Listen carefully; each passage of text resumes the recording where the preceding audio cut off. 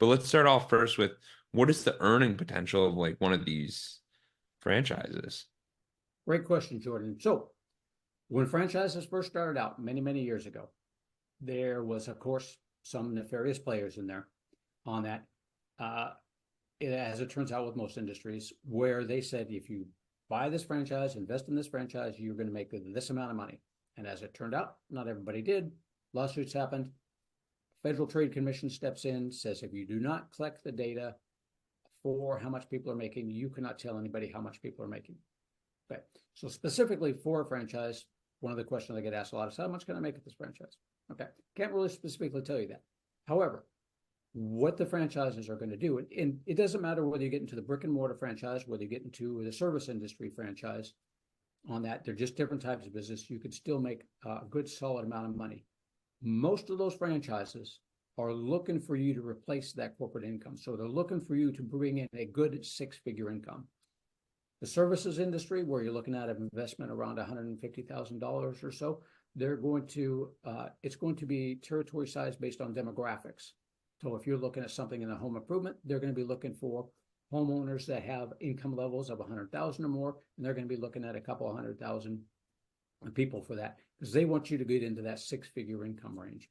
Senior care industry, same thing. They'll give you about 30,000 seniors, something like that with the senior care industry in general. You bring in, so they give you 30,000 as your territory size. You bring in, say, 50 seniors into your business. You're probably bringing in about $1 million top end revenue, and you're probably dropping about 20%, a couple 100,000 to the bottom line on that one. On Wow. there. So it is a good business. The brick and mortar businesses are a little bit different on that. Their territory radius is generally miles because people only drive so far to do it. But it's the same thing with those. They're still going to give you a large enough territory size to where you can bring in a six-figure income. And that goes with if you want to turn your business into a franchise as well. It's easier to get clients in if you are making net figures of 100,000 or more, because you get more people that are attracted to you. Now, there's some businesses that don't. Some of the hair salon businesses, they bring in less than that, but they're simple to operate, and people generally get into more than one of them if you're going to do that. But with the services industry, there are still some of those that don't necessarily bring in 100,000, but they're pretty close to those. You just need more than one territory for some of those on that one. So I can steer, I can't tell people how much they can make, but I can kind of steer people towards what I know, or that I got an idea of what you're going to hear from the franchisees. So when people tell me what they're looking to do, I can kind of steer them towards the franchise, where I have a pretty good idea of what they're going to hear on that. So we'll have a pretty good idea of what you want to make. But it's all really good business. It just depends on how much you want to put into it. Same with me. If I want more, then just put in a little bit more effort into it, put a little more marketing into it, and you get some more money. If you're good with 3-4 hours a day like I am, then maybe you don't do all that work and you just spend more time like I do. Take dogs for a walk in the morning, work for a few hours, bring in enough money to where you're satisfied and you're happy. It's a lot of freedom with the franchise doing that. Yeah, and the fascinating thing is you go, okay, to get in, it might be $150,000, right? Some people might go, what? How does someone even have that? How does that even work? But as we talked about in the beginning, there's loan programs. So how much would these people loan? Would they loan up the entire amount, or how would that work? Or is Well, there a if we, percentage, yeah, or just great question, Jordan. If we stick with just the SBA loans and just look at those, then if you're looking at the service industry, for instance, they're around $150,000, give or take. You're looking at an express loan, SBA express loan.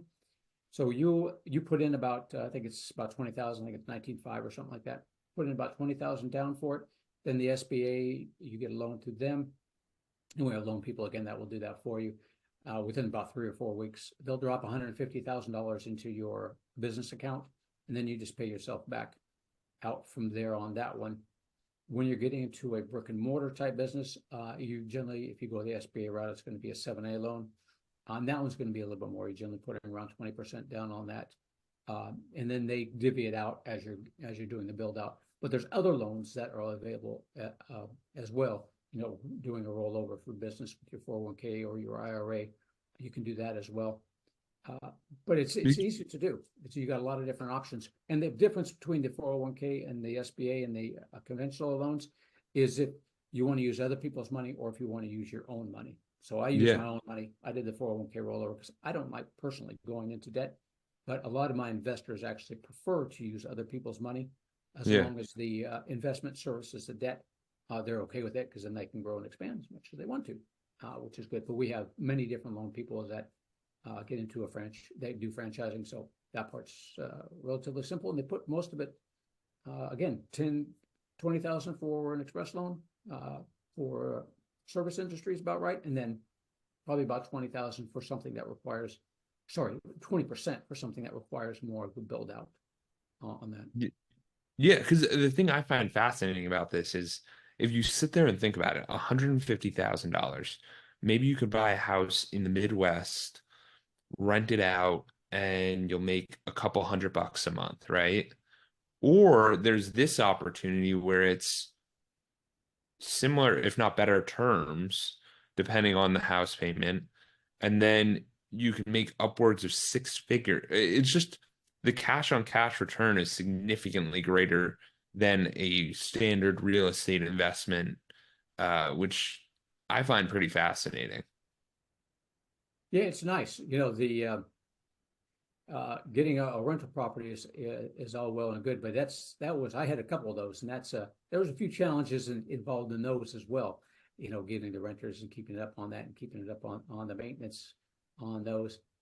But if you want, I would say, yeah, business definitely runs a little bit differently, but it's definitely was a greater return my business was than my rental properties.